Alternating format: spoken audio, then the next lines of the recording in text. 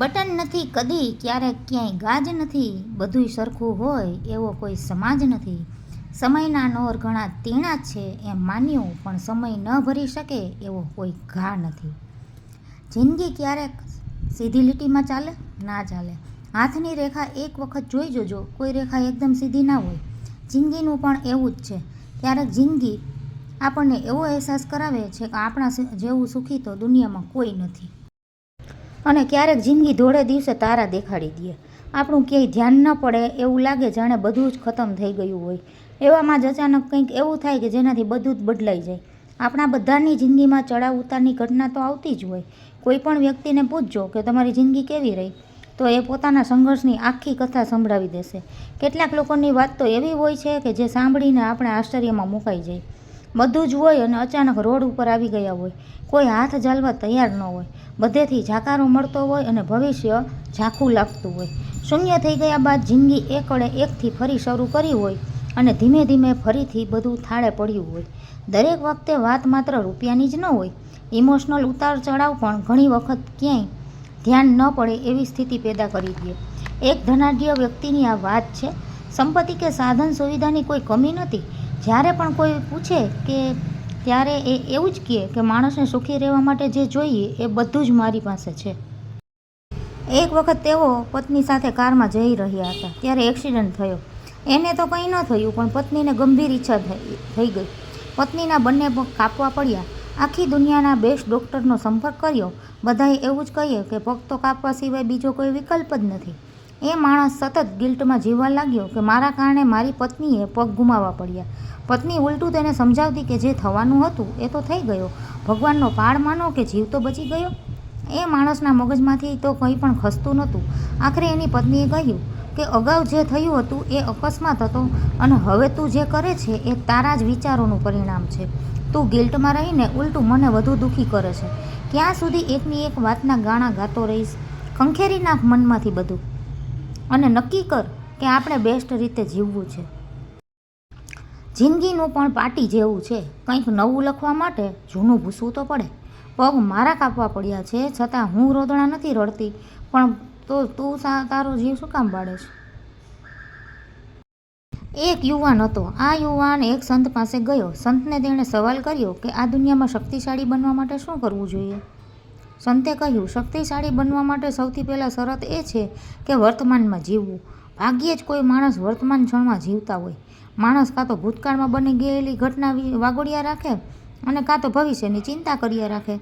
ભૂતકાળની ઘટનામાં પણ માણસ સારું બન્યું હોય એ યાદ નહીં રાખે, પણ જે ખરાબ બન્યું હશે ને એ જ યાદ રાખશે.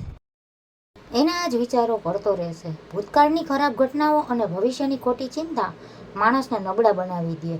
શક્તિશાળી બનવા માટે સૌથી પહેલાં તો મનથી મક્કમ અને સક્ષમ રહેવું પડે. માણસના હાથમાં માત્ર અત્યારનો જ સમય હોય છે. જે સમય વીતી ગયો એ તો ગયો. આવનારા સમયની કોઈને ખબર નથી. આ ક્ષણ તમે જીવો છો કે વેડફો છો એ જ મહત્વનું છે. તમને કોઈ એમ પૂછે કે તમારી જિંદગીની સૌથી ખરાબ ઘટના કઈ, તો તમે શું જવાબ આપો? કંઈક તો એવું હશે જેણે તમને હચમચાવી નાખ્યા હોય. હવે બીજો સવાલ કે તમારી જિંદગીની બેસ્ટ ઘટના કઈ? તો આપણે મોટાભાગે જે સારું બન્યું હોય એ જ યાદ રાખતા નથી. ધ્યાનથી જોશો ને તો જિંદગીમાં ખરાબ થયું હોય એના કરતાં સારું તો વધારે જ થયું હોય. એક કપલની વાત છે. લગ્ન થયા ત્યારે સંયુક્ત પરિવારમાં રહેતા હતા. બધું સારું થયું. પિતાનું અવસાન થયું એ પછી માથા ભારે મોટા ભાઈએ બંનેને ઘરમાંથી કાઢી મૂક્યા. કંઈ જ ન આપ્યું. એક મિત્રની મદદથી બંને એક રૂમના ઘરમાં રહેવા લાગ્યા. ઘર વખરી જેવું તો કંઈ હતું નહીં. બંનેએ નોકરી શરૂ કરી દીધી. પગારમાંથી માંડ ઘર ચાલે. યુવાન હોશિયાર હતો. એ જે માલિક સાથે કામ કરતો હતો એ એનાથી પ્રભાવિત હતા. સારું કામ કરતો હતો એટલે એને બીજેથી નોકરીની ઓફર આવી. પગાર પણ સારો હતો. તેણે નોકરીમાંથી રાજીનામું આપ્યું. માલિક તેને જવા દેવા નહોતા ઈચ્છતા. માલિકે કહ્યું કે આપણે બંને સાથે મળીને ભાગીદારીમાં નવો ધંધો કરીએ. રૂપિયા મારા અને વર્કિંગ પાર્ટનર તું. નફામાં અડધો ભાગ. યુવાનને નસીબ અજમાવવાનું મન થયું. એણે માલિક સાથે નવો બિઝનેસ શરૂ કર્યો. જોતજોતામાં બિઝનેસ જબરજસ્ત ચાલી પડ્યો. સારું ઘર, કાર, સાધનો બધું જ થઈ ગયું. એક વખત એ પત્ની સાથે બેઠો હતો ત્યારે તેણે કહ્યું કે આપણે બહુ ખરાબ દિવસો જોયા છે નહીં? આપણી પાસે ખાવાના પણ પૈસા નહોતા. પત્નીએ કહ્યું કે સાચી વાત છે, પણ હવે એ દિવસોને યાદ ન કર. યાદ કરવા હોય તો આપણી સારી યાદોને યાદ કર. આપણને ઘરમાંથી કાઢી મૂક્યા ન હોત તો આપણે આટલી મહેનત કરી હોત? આપણને પોતાને ક્યાં ખબર હતી કે આપણામાં પડીને બેઠા થવાની આવડત અને હિંમત છે? જિંદગી ઘણી વખત આપણને માપવા માટે જ આપણી કસોટી કરતી હોય. દરેકના ભાગે સંઘર્ષ લખેલો જ હોય છે. કોઈએ થોડો તો કોઈએ અસંખ્ય પડકારોનો સામનો તો કરવો જ પડે. જિંદગીની એક હકીકત એ પણ છે કે દરેકે પોતાની લડાઈ પોતાને જ લડવાની હોય છે. જેનામાં હિંમત છે એને સાથ પણ મળી રહે. એક લડવૈયો હતો. દુશ્મન જ્યારે સામે આવીને ઊભો રહે ત્યારે તે પોતાના મિત્ર પાસે ગયો. મિત્રએ કહ્યું, ચાલ હું પણ લડવા આવું છું. લડવૈયાએ કહ્યું, ના, તું મને ખાલી તલવાર અને ઢાલ આપ. મારી લડાઈ હું લડી લઈશ. આપણે બધા આપણી લડાઈ લડતા જ હોઈએ છીએ.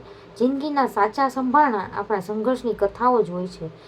જેની જિંદગીમાં સંઘર્ષ નથી તેને સુખ પણ ક્યારેય સમજાતું નથી.